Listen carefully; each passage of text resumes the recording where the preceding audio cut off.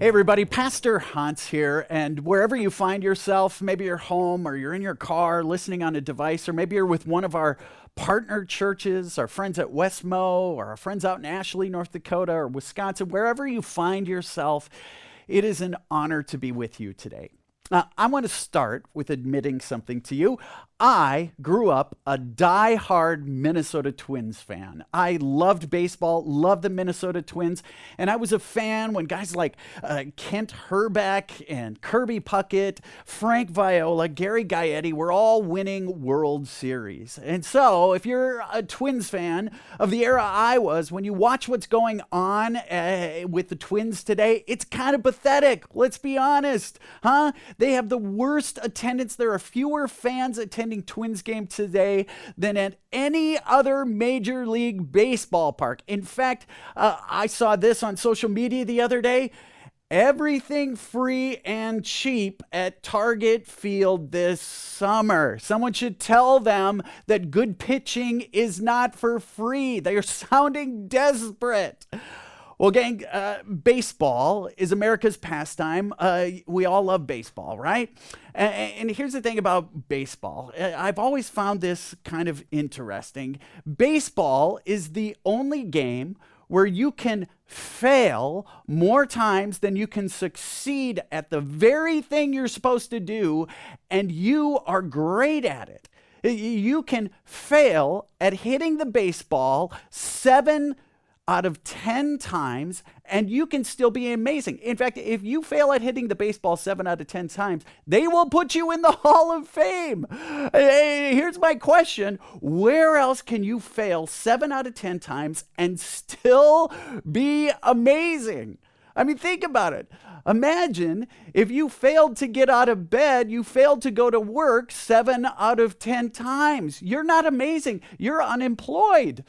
Imagine if that Amazon driver failed to deliver the package to the right address 7 out of 10 times. Or imagine if your doctor failed to diagnose you properly 7 out of 10 times. Or an airline pilot failed to safely land the plane 7 out of 10 times. Here's what I know. There would be a whole lot more of you who were really good at praying, right? Here's the deal. Baseball is this great sport where you can fail 7 out of 10 times. 7 out of 10 times, and you're great. Here's what I think. Baseball is this great analogy for life, isn't it? I mean, in life, we sort of get up to bat, and every day we sort of get up to bat, and we expect that life is going to throw us a fastball down the middle. And every once in a while, we swing, we make contact. Maybe you hit a blooper into center field and you get on base, or maybe you hit a line drive down the left field, down left field, and you get to second. And every once in a while, you connect and you hit a home run. I hit a home run the day I got married to my wife. I got so lucky that day. But here's the truth. Most days, come on, let's be honest. Most days we get up to bat and life throws us things that we don't even recognize. And we find ourselves standing there with a bat on our shoulders going, I don't know what to do with that. I wasn't trained to deal with that. I don't know what I'm supposed to do. And that's where we want to go today. Because here's what I know. Whoever you are, every one of us in life, we've got our plans. We know where we want to go, and we step up to the plate, and we expect that life is going to throw us that fastball down the center. But then what happens? There's that diagnosis. Your kids, they struggle. The job is terminated, right? We have these experiences that have us wondering, that age-old question, what do you do when life throws you a curveball? Because here's what's true. It doesn't matter who you are. It doesn't matter how wealthy you are. It doesn't matter where you come from. It's only a matter of time, if you haven't experienced it already, that life is going to throw you a curveball. And here's the deal. If you've been around faith, if you consider yourself a follower of Jesus, here's what you've likely already figured out, that faith doesn't eliminate curveballs. Rather, here's what I hope you'll hear today. That faith is that very thing that helps us get through those seasons where it seems like it's one curveball after another. Gang, today we are launching a brand new series, and it is rightly called Curveball. We're going to have an honest conversation over the next few weeks about those moments in life when we experience unexpected disappointments, when doubt seems to come out of nowhere, where our circumstances change, and life just gets messy. And here's one of the things that I have found over my 25 years as a pastor. I've found that followers of Jesus are often fooled into believing something that just isn't true. We're often fooled into believing that if I follow Jesus, if I'm a faithful Christian, if I do all the right things, if I jump through all the hoops, follow all the right rules, well then, when it comes to life, I'm going to bat 1,000, right? Every time I step up to bat, I'm going to get a hit. Every day. There are going to be home runs every day. Life is going to be clear sailing. There'll be certainty. There'll be clarity. I will have confidence. But here's what you know. If you're a follower of Jesus, you know that just isn't how God works. In fact, maybe you're listening today, you're with family, or maybe somehow through algorithms you are listening to this message and you walked away from church a while ago. You're just not into faith. I want to suggest that maybe one of the reasons that you walked away from faith is that you went through a season in your life where you were striking out. Like things did not go your way. You went through a season where you stepped up to bat and you struck out time and time again. And maybe you walked away from faith because during that season you had well-meaning Christians who came to you and said, well, if you just pray more, if you just go to church more, if you would just do this faith thing more, if you were better at it, maybe they even sort of insinuated to you that the reason you're striking out is because for some reason God is punishing you. And if that's you, I want you to know something. They were wrong. I'm so sorry. They were wrong. You see, nothing could be further from the truth. You see, when it comes to faith isn't sort of this antidote to curveballs. It doesn't sort of ensure that you and we're going to have clarity and certainty and hit home runs every day. Instead, faith is about knowing who's with you when the curveballs inevitably come.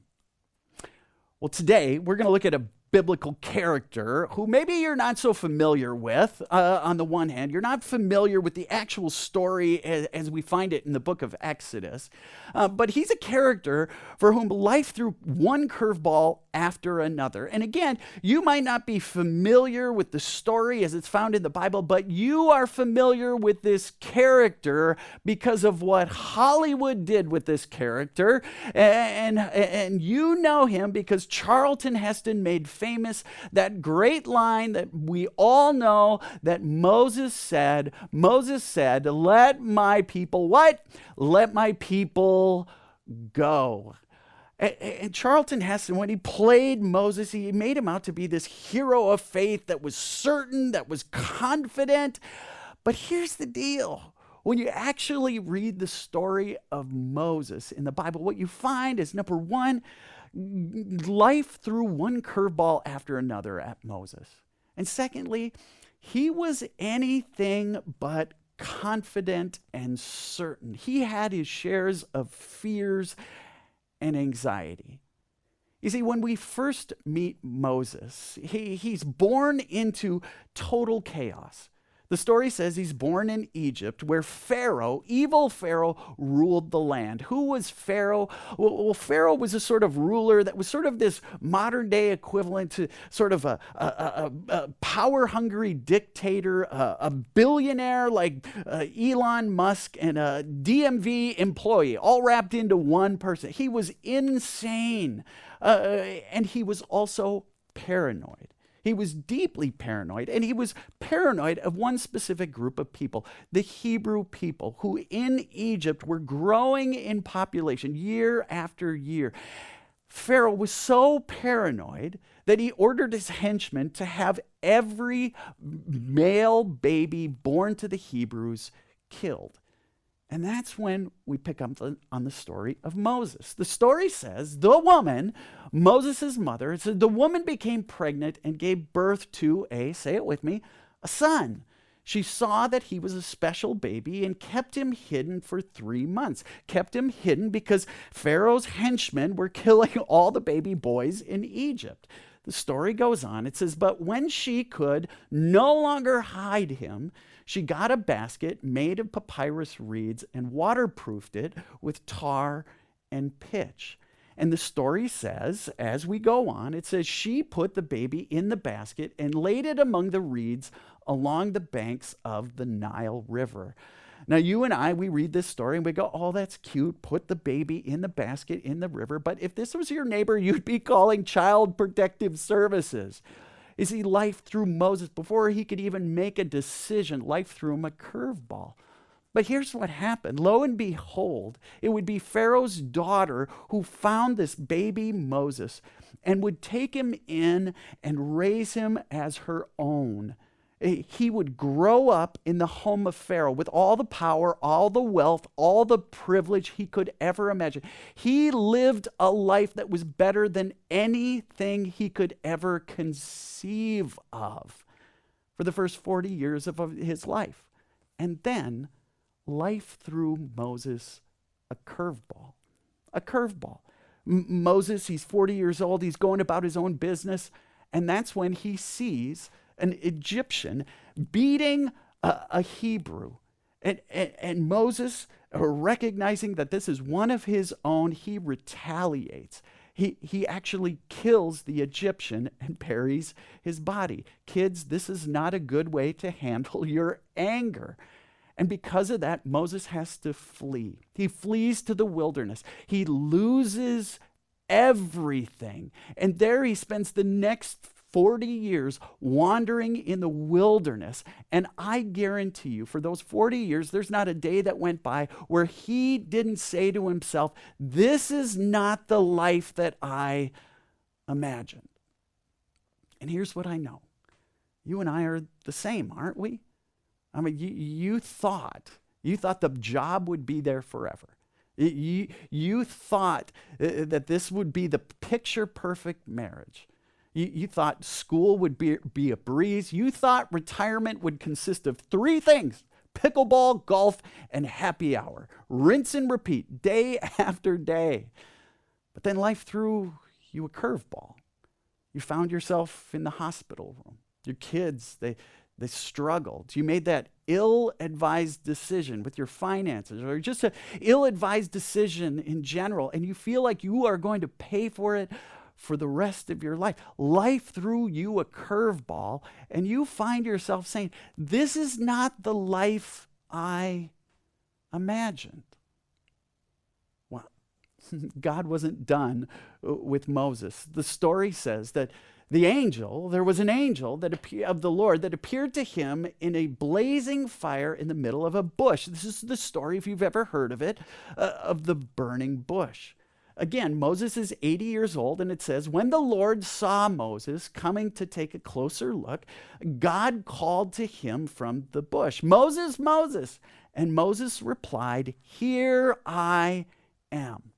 And that's when God said to Moses, Moses, I have seen what the Egyptians are doing to your people, to the Hebrews, and I have got a plan. I'm going to take care of them once and for all. Moses, here is my plan. And it says, now go. I am sending who? I'm sending you to who? To Pharaoh. And I imagine Moses went, wait a second, to Pharaoh? The one who killed all the Hebrew baby children, the one who's enslaved all my relatives, the one I have been fleeing from in the wilderness for the last 40 years. God says to Moses, you must lead my people Israel out of Egypt. And Moses says, no, no, no, no, no, no, no, not me. You must have the wrong person. God, I have no idea how I would do that. I have no idea what I would do. I stutter. I don't talk well. I don't have the confidence. God, not me. And here's what God simply says. God doesn't give him a plan, doesn't give him 5 steps. God just simply says, God answered, say it with me, I will be with you. Say it one more time. God answered, I will be with you. God said, I will be with you. You see, here's what I think. For you and me, you and I, we're sort of like Moses, aren't we? I mean, you and I, we want guaranteed outcomes. We want everything to make sense. We want complete understanding. We want absolute certainty, don't we?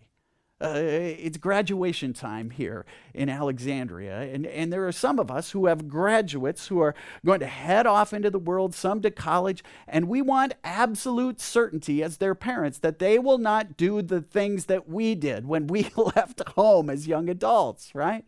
In life, you and I, we want to know if we marry the right person, it's going to be forever. We want to know. If I save money, then I'll have security. If I work hard, then I'll be rewarded. When it comes to our health, we want to know if I eat kale and exercise, I will live forever. We want guaranteed outcomes. We want absolute certainty. But when it comes to faith, here's what we find out. Faith is not, I know exactly what's going to happen. Instead, faith is knowing that God is with me even when I don't know what's happening. Faith is trusting God when the future isn't always certain. I mean, faith looks like you and your spouse choosing to go to counseling instead of just throwing in the towel and giving up. Faith looks like a mom and a dad who continue to pray and wonder and worry and do whatever it takes for that son who's sort of the prodigal son of the family. Faith looks like that college student who has their doubts about faith but doesn't give up. You see, following Jesus was never meant to be an exercise in, I need a stronger faith so I can figure everything out. Instead, faith was meant to be, I'm going to trust God's presence every step of the way, even when it's uncertain, even when I don't know which way I'm going, even when life throws me a curveball. You see, here's what I know. For every one of us, and maybe this is you especially today, life has thrown some things at you, and you don't even recognize what they are. And you're wondering that age-old question, where is God when life throws you a curveball? And here's what the story of Moses reminds us. It reminds people like you, people like me. It reminded Moses, God said loud and clear, I'm right here. I'm right here with you, whatever life throws at you. I've been here. I'm here today, and I'll be with you tomorrow.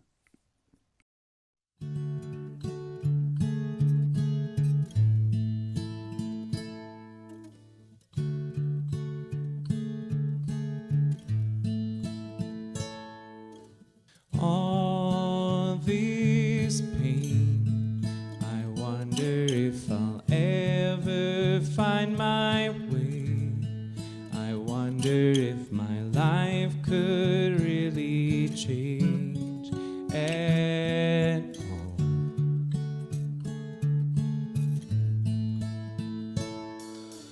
All this earth, could all that is lost ever be found?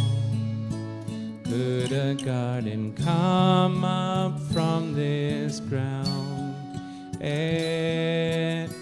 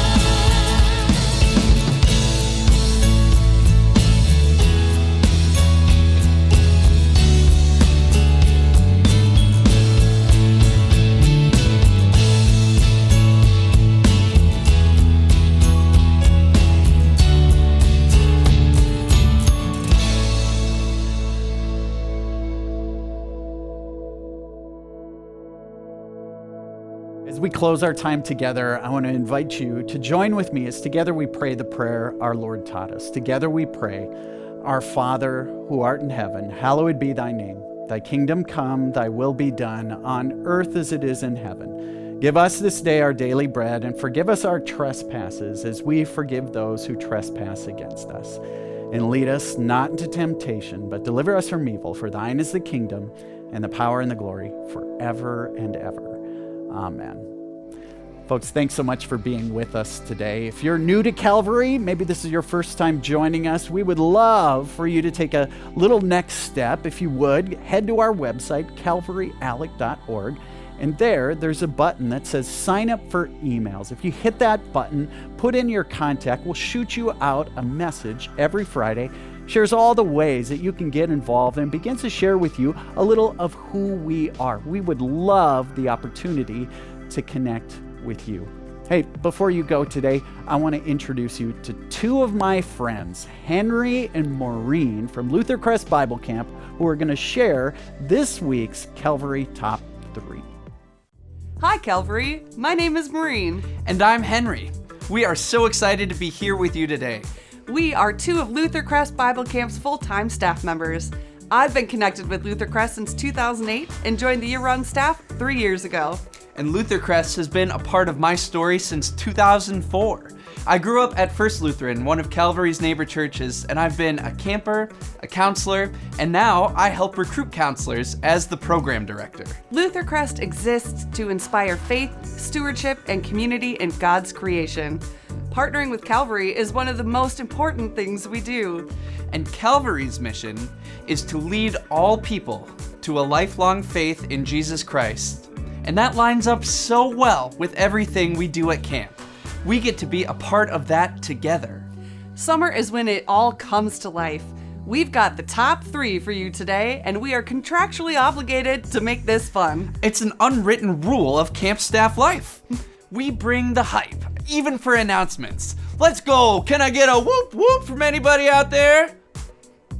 Yeah, it's okay. We'll work on it.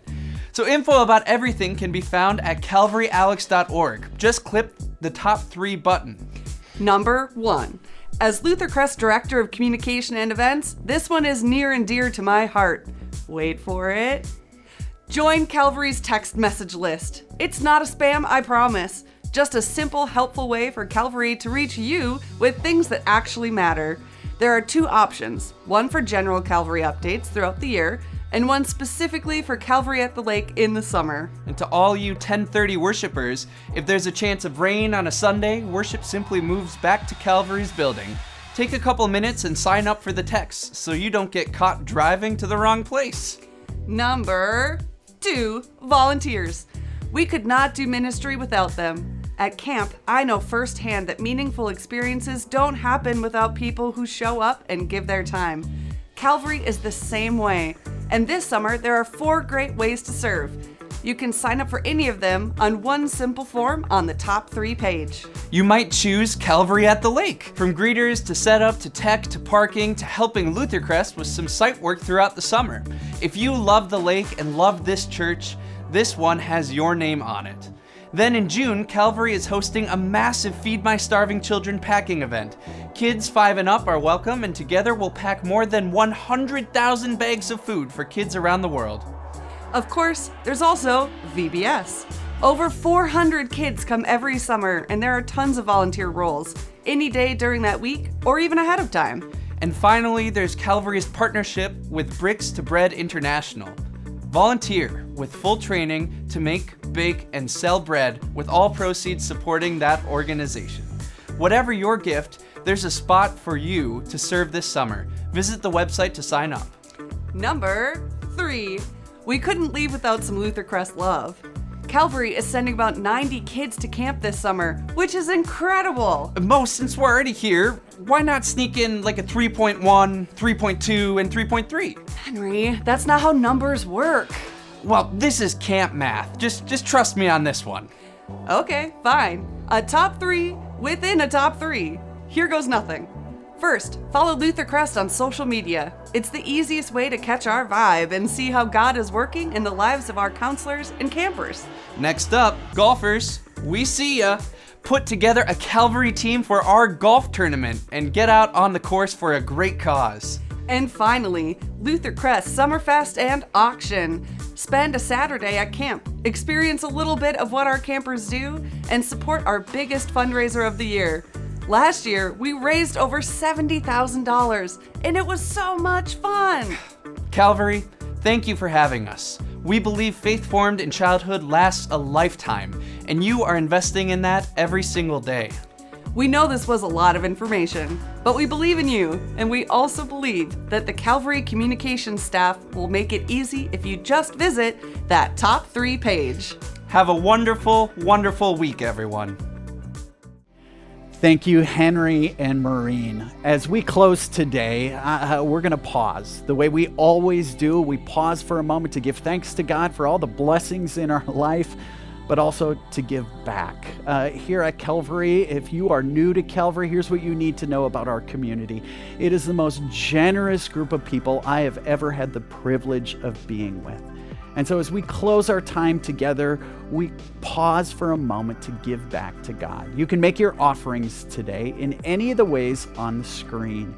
The easiest way is to simply go to our website, calvaryalec.org. There, hit the button that says Give, and you can make a one-time, or I want you to consider, is now the time to make a reoccurring gift. So you can be generous even when you're not with us. Another way to make your gift is with that app on your phone, Venmo. You can also cut a check, drop it in the mail to the address on the screen. Or maybe you're not quite certain how to make your gift, or you feel like making a special gift. If that's you, please give us a call in the church office. We would love to connect with you. Folks, thanks so much for being with us. Have a great one.